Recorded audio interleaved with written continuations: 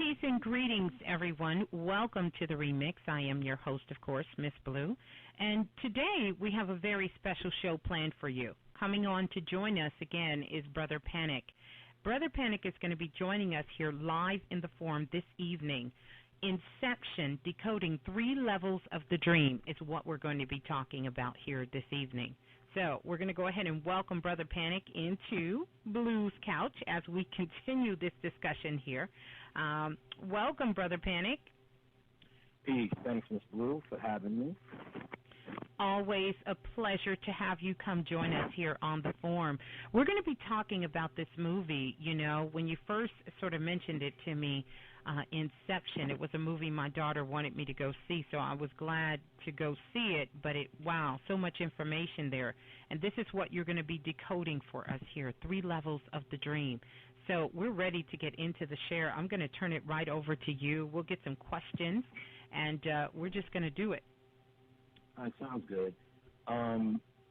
Now, this movie is clearly a more sophisticated, grown-up version of The Matrix. This movie makes The Matrix look like it's straight out of a comic book.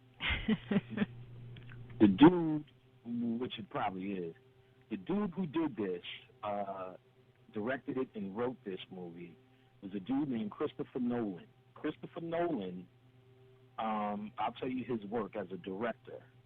He directed something called Doodle Bug, following, but the one probably more people were known for was Memento. Memento, I hated this movie. I hate movies that repeat themselves. Groundhog Day was another one that just repeated itself. But in Memento, the dude it was a sophisticated movie for what it was. The dude tattooed himself. He was going back. Which now, if I watch it, I'll watch it for the metaphysical aspect, because this is a metaphysical white boy doing this. Right. But it has to deal with the subconscious mind, the dream state, and all of that, even in this movie, Memento. He did another movie, Insomnia. I can't remember. I remember watching it, Al Pacino and Robin Williams. It was about some killer movie. If I go back now, it's probably some science. Now, after that, the one that he's truly known for is Batman Begins, the first in the new series of Batman. Yes. Which was real metaphysical.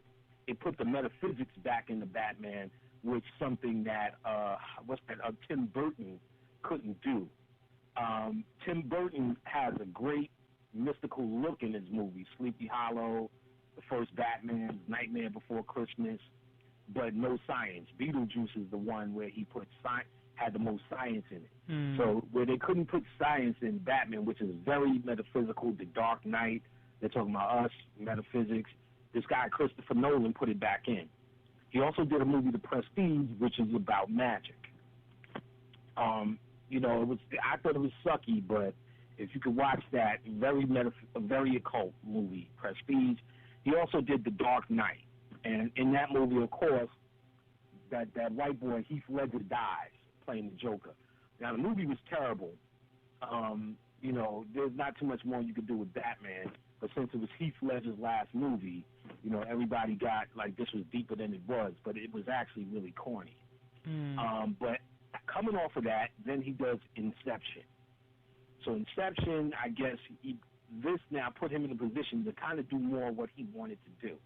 Very occult, and it is the new Matrix for 2010. Now, so we're going to start the code. Now, I'm going to try to go through every point in this movie as best I can. Right. What made this movie sophisticated was when I only know a handful of people that really decode movies, but let's pretend everybody's decoding movies. Okay. Usually, you can find the character. Once you identify the character, that character holds true throughout the movie. Yes. So once you identify him as an Osiris character or a Horus character or a Mayat character, it usually holds true, and all the pieces start to fit together. Where it gets sophisticated, where he got sophisticated, is when he started to switch the roles. Yes. In this particular movie, he started switching roles and definitions of the character based upon the perspective of the scene. which made it very sophisticated, which I know a lot of motherfuckers got lost. Even though after this, they're going to tell me how they already knew it, already knew this. Nobody was saying nothing yet. Because it lost a lot of people because he dealt with, even if you read our cult writings, you will find they actually contradict each other, and based upon the perspective, mean something else. From your perspective, Earth may mean one thing. When you go to the next level, Earth may mean another thing. Yeah. I talked about that when I said with the Mayat thing. On a certain level, Mayat means this. On another level, it means that. On another level, these things echo throughout each level of reality, each dimension, each world. So, with that being said, that's what makes this movie sophisticated, is the fact that from different perspectives, he changes up as if it would in a dream. So let's start. The word inception itself means babyhood, beginning, beginnings, birth, childhood, commencement, conception, constitution, cradle, establishment, formation, foundation, fountain, freshman year, genius, grassroots, the head, inauguration, infancy, installation, institution, materialization, origin, original, rise, roots, radical, youth, stem, source. So it's clear what we're talking about is a new beginning when you say the word inception, right? Right, yes.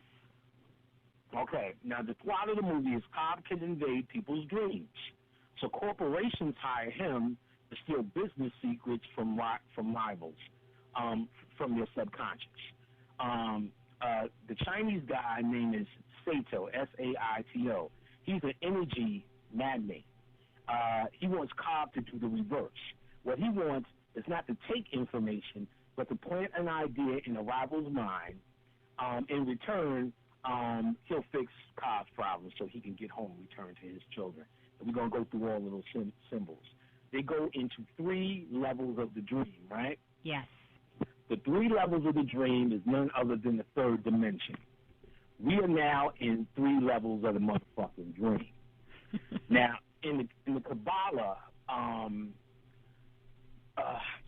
there are even though there are 4 worlds, and we'll get to that, there's basically 3 levels in the dream in Kabbalah.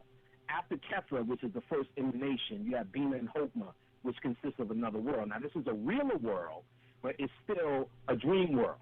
It's a world of how you separate and observe yourself. So Bina and Chokmah become the masculine and feminine, but they still have a connection to Kefra, which is they're basically still together. They're only just looking at reflections of themselves. You get what I'm saying? Yes. Mm-hmm. It's a realer world, but still can be considered a dream world. Below that is the abyss, which is a world down. Now, if you look at the tree of life, Kefra, Bina, and Hokmah, the upper triad, there's a pyramid formation that's going upwardly. But it turns down, and the next 3 ciphers, starting with Hokmah, points downwardly. So basically, the pyramid or that triangle or that energy folded over in itself into a fake world. And then the next 3 ciphers beyond that, Tifra, Yoshad, and whatever else it is, that actually falls down again. And then it falls down into Earth, Malkuth. So you have this real archetype world, if you will, Bina, Hokmah, Bina, Kefra, Bina, and Hokmah, that folds down again, and then turns into Malkuth. That's 3 layers in the dream. Right. All right. So he tells him, the first statement he tells, one of the first statements he tells to the Chinese guy is, we can teach you how to train your subconscious to defend itself. Right. Well, we're doing that. That's what magic is. Magic is how you not only retake, but reprogram your subconscious mind to protect yourself in the dream world being Earth itself. Yes, that was one of my questions, actually. Yes, so really good point, yes. Right. So setting up salt in the room, taking the baths.